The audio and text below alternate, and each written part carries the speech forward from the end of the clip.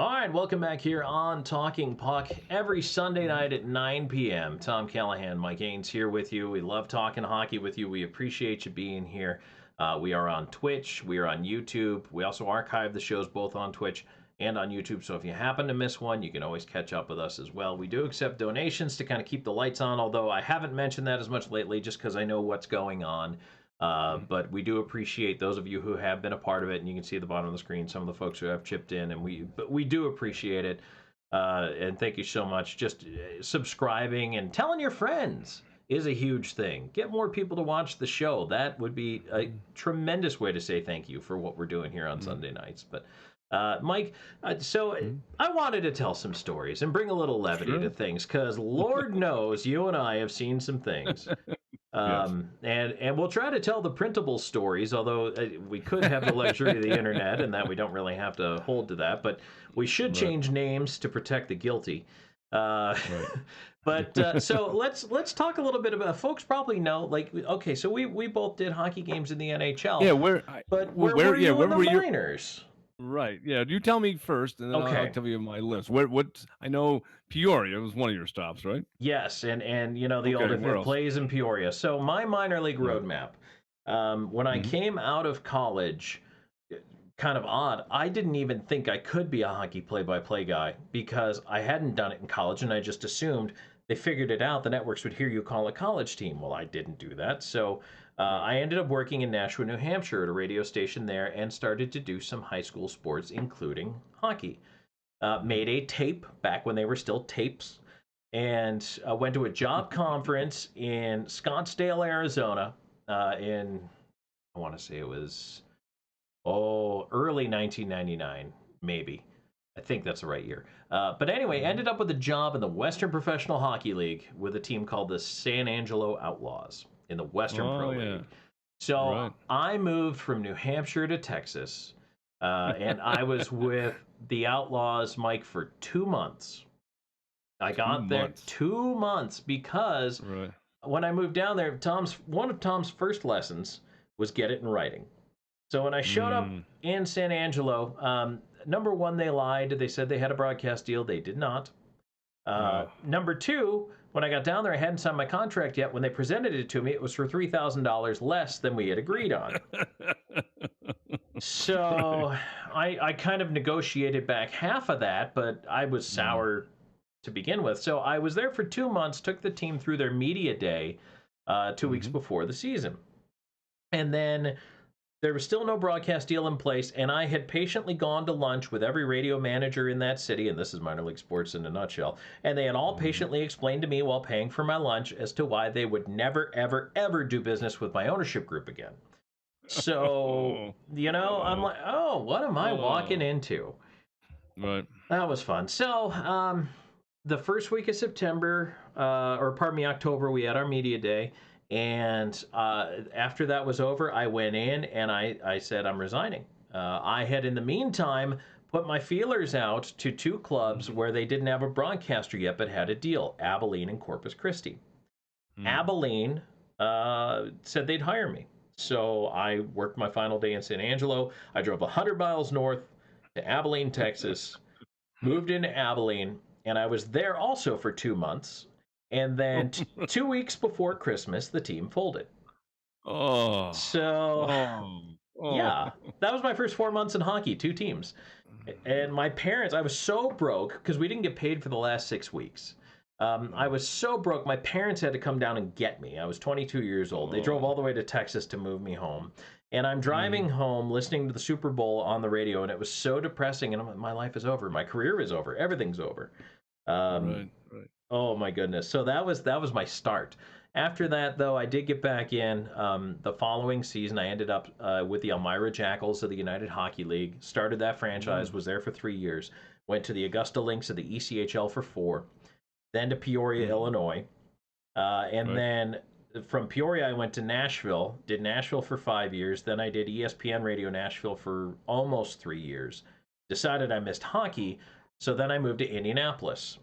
Did a year in Indianapolis in the Were ECHL the with ice? the Were they the Fuel. ice? They're the Indy Fuel Oh, now. fuel. Fuel. Yes. Okay. So that was the ECHL again, and then I ended up out here with the Roadrunners were starting up. I came out here to start the Roadrunners and did 2 years Hmm. with the Roadrunners. So Hmm. that, and now I'm doing games for University of Arizona for their hockey team when I get a chance. But that's my minor league hockey roadmap. It's like what 8 states, I think. That's wow. But so That's pretty give good. me yours. I can't wait to hear yours. Well, what's funny is mine started at University of Arizona in a sense. I had up until that point, I had been doing mostly working in small stations doing high school sports, doing football, basketball, and baseball in Indiana and Massachusetts. But working, I mean, like one of those things where I turn the station on, I do the farm report, I do the news, I do the sports. Then I'd have a 2 or 3 hour disc jockey thing. Come back in the afternoon, do the news and sports again, and then that night, if it was a weekend, I would call a game. I mean, it was more so much fun. But I decided that I wanted to do professional sports, so I went down to Tucson to do the Tucson. I got the Tucson Toros AAA job in baseball, and while I was there, I started doing. Hockey was always my first love. It's what I played the most, and what I enjoyed the most was hockey. And that was my big dream. And so I would do the Ice Cats. In fact, I have next week we're going to do some memorabilia. I have my Ice Cats. You can see it over my shoulder. I have an Ice Cats puck Okay, on okay. the shelf over there. My first one. And anyway, so I made some tapes. I edited up pretty good, and then I started the pro hockey journey. I went out. There was a team in the American Hockey. This was a time you have to remember there was I think there was only 10 teams. There was no East Coast Hockey League. There was nothing else other than the American Hockey League. And this 1989, and I think there was 10 teams maybe in the league, maybe at the most, if I can recall. It wasn't many, and so chances of getting a job were pretty slim. But anyway, I ended up getting a job in Baltimore with the Skipjacks, and Oh yes. that lasted only. Was that the Barry I'm Trotz sorry. era? Was He was around because he was kind of working with Washington, okay. but they had it was a weird year. Halfway through the season, they watched because they were affiliated for the Washington Capitals. They Right. fired Brian Murray and they hired his brother Terry, who was the head coach for Baltimore. And those you remember those days when you're the broadcaster, the coach doesn't really there's no assistant coach, at least at that time. Right. And so you were not I don't know if you had this, but I found a lot of places I was at, if you want to go to dinner, the coach didn't I didn't have players had themselves, and sometimes you'd hang out a little bit with them. And you had usually had one equipment guy and one trainer, but they were always busy doing something. So Right. normally a lot of times it'd be you and the coach would go out. So I was there that night when when his brother got let go by Washington and he took the job. He told me later how awkward it was that summer at the family Oh, I bet. barbecues. I bet. He did that. Oh, But anyway, so and then anyway, so they had a coaching change there, but that I only lasted 1 year there. It's just a horrendous owner, and then I ended up going up to Capital District in Troy, New York, with a brand new team. And you've been there where a team is brand new and there's sure. nothing, right? You're just Sure. starting from scratch. Oh man, you're working 20-hour days trying to get everything started. So there for 3 years, and then that team ended up moving. They went out of business, so out of that job, and so the only thing that I could find, and I said, all right, I got to keep going. So I went down to the lowest league in hockey, the Colonial Hockey League. You remember this league at all? I do. I do. Oh yeah. So I went to Utica with the Bulldogs their first year, and halfway through the year, the owner ran away with all the money. He just gave up and took all the money. I went right before Christmas, and I mean, they're just paying you nothing. I don't know. I'm making $100 a month, something like that. And anyway, so I go to the bank, and they have the little, you take out the little plastic thing, you put Mhm. it through the chute and goes up. Right. So I'm trying to cash my little measly little check, my puny little check. And the lady I send up through the chute, the lady on the other end goes, excuse me, there's no money in the account. The guy Oh had my run off, goodness. had taken all the money. And after she had sent it back to me, right? And I'm just looking through it, counting what few dollars are there. And she goes, could you please send that back? There's no money in the account. I almost hit the gas and took off, but Yeah. I sent it back. And anyway, so he was gone. The league took over the team. It didn't have what you had in it's Amarillo, did you say it was? Where the Abilene. league just Abilene, where they just folded. And the league took them over, and we would literally, because we were the farthest away from the other teams. Like, for instance, we were in Utica. We would bus 24 hours. It would take us to drive the bus, to be on the bus, to go to Thunder Bay, right? And they wouldn't pay for hotels, wouldn't pay for food, wouldn't pay for anything. So those poor players would bus 24 hours. They would play the game and then bus all the way home. Oh my It was goodness. brutal. Oh. And get out, and anyway, there were many other stops on the way. But you want to hear? Can I just tell you one really funny story that Oh, happened there? absolutely. Well, That's why we're here. okay, so here's my funny story. So I'm and I'll just say this: the Utica Bulldogs that year. Now, they were coached by Gordie Howe's son, Marty. So, and Gordie and his wife would come all the time to the game. So here I was in the lowest level, and Gordie Howe around all the time, which was fun. But so it's the lowest league possible. They literally, I'm not making this up. You can check it out. They were the very first professional hockey team. This is how bad they were. They were the first professional hockey team of any hockey league in North America that was professional to be eliminated from playoffs. They Wow. were that bad. So anyway, it was really bad.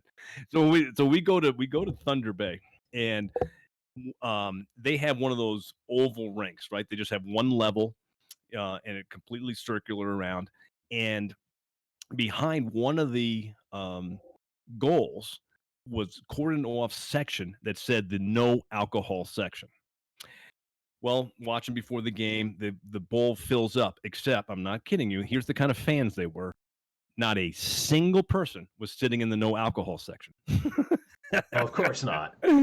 So they're all having fun. They're all going nuts. And now when you're doing the games, as Tom knows this, you have a crowd mic, right? You're up in the booth, up high, and you have a crowd mic, and you have a cord, and it attaches into your board and to your microphone. And so you have this crowd mic that supposed to get the ambiance of the arena and the noise, right? So it's not No just you matter what talking. it is.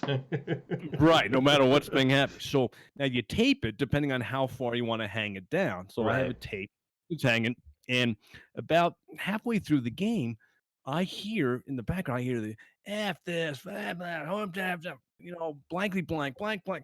I'm like, what the heck? And I look over the edge of where I'm broadcasting, and the tape has come undone on the crowd mic, and it's fallen into the crowd, and they're passing it around. They're yelling. Now, I'm on the air by myself, right? So now I'm trying to pull the microphone away from their hand. They've got a beer in one hand and my microphone in the other, and they're screaming and they're looking up at me. I'm looking down. They're going, "We're gonna wait after the game. We're gonna kill you, you blankety blank." And so, and they're passing around. So now, think of this: the game is going on. I'm trying to call the game Oh my because I'm god. by myself and I'm pulling on this microphone, trying to get it away from them. And finally, I yank it hard enough, it comes up over my head, and now it's banging all over the press box. Oh my gosh.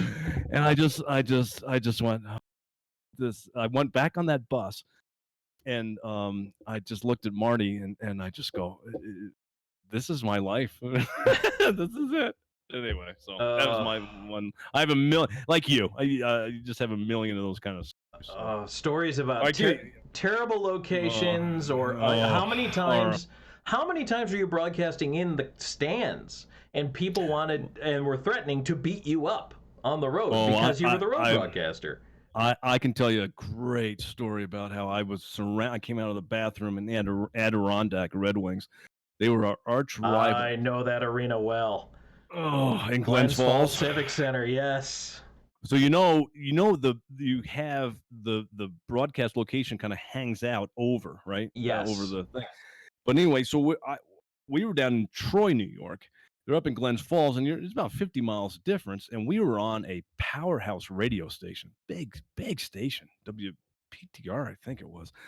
And we were at a game there in Adirondack, and near the end of the game, we're playing them, and the call goes against the Red Wings, and the fans start throwing stuff onto the ice, right? They're just chucking stuff. Now I'm on the air again. I'm on a blowtorch station, and I'm like, these fans up here are the worst. They're horrible. And look at the security people are letting them do whatever they want to do. They're animals up here, right? Because we had this big rivalry. So I'm just pumping it all up. So, and because it was such close proximity, we seemed like we played them, 20 times a season. So the following week, we go back up to Glens Falls to have another game. I go downstairs, and you probably remember this. You can go down underneath, and there's a restroom. Right. I go into the restroom. I come out of the restroom, and there must have been 25 people standing there. And they go, "That's him." And they come up to me, and they start poking me in the chest, like, "We heard what you said about us." And I look over, and there's the security people there, and I'm like, "Hey!" And they go, "We heard what you said about the security people." I swear. Oh And my so goodness. now the police have to come down. So now the police are escorting me back up to the broadcast booth. They're standing there, and you remember how it hangs over. People are throwing stuff at me the entire game. They have to have the police escort take me down and to the bus after the game, and people are throwing and screaming at me. Oh, it was unbelievable. Oh my goodness, that's Yeah. fantastic. It's, by the way, it's Sooners 112. Thanks for the follow. We appreciate it. Thank you for being here. Mike, holy cow. Yeah, I remember that. And so for folks who can, I'll kind of try to do this on camera. So this is how the Glens Falls press box is set up. So like the broadcast booths are out on the wing. It's weird doing this in reverse in the mirror. So they're out on the wing, and then between my fingers would be the rest of the press box. And then you've got to go down 2 flights of stairs to go to the bathroom, which is impossible to do during the game. So in that place, holy cow, that was really, really hard to do. It was. Oh my goodness! Some of those old arenas by themselves were the stories. I have a bunch. We've run over time, and that's fine because we're having a good Well, let's time. do this. We can do this next week. Oh, absolutely. But all right, so let me give you one from my side. So when I was with Elmira in the U-Haul, our owner wasn't great, but he owned 2 teams in the league. The other was the Port Huron Border Cats, as they were called at the time, because Port Huron's right on the Canadian border, for those who don't know. So we go into McMorran Arena in Port Huron, the smallest rink I've ever seen. It's 165 feet long, wooden boards. There was only one penalty box. And so, and the one box was across the ice. You had to sit, the visiting team had to sit their minors on their own bench, hop off the bench onto the ice, and hop back onto the bench to come onto the ice and get back off the ice to complete serving your penalty. But so, and Port Huron didn't draw very well. God bless him. I mean, it was a 2-stride neutral zone. Like, you could whip right through it in 3 seconds. It was a tiny rink. No one was ever there. One night I hand counted the attendance at 239. And that's plus or minus 5 people, because I figure someone's getting a pretzel, someone's going to the bathroom, doing whatever. Maybe someone was going down behind the net. And so here's the story behind the net. In the one end where the locker rooms were, there was this tiny little arcade section. And so there was a Super Chex bubble hockey, and there was like 2 stand-up arcade machines. So we're there playing a meaningless game in the middle of the year, towards the end of the year maybe, and there's nothing going on. It's just 2 teams slogging through to try to get to the end. And the whistle blows, and no one's making any noise. And they didn't have any in-game entertainment. Nothing. There's no music. There's no organ. So the guys are switching lines, and it's just quiet. And I even stopped talking for a second, probably to get a sip of coffee or whatever. and all of a sudden in the corner, here comes the bubble hockey machine. You could hear it across the entire arena.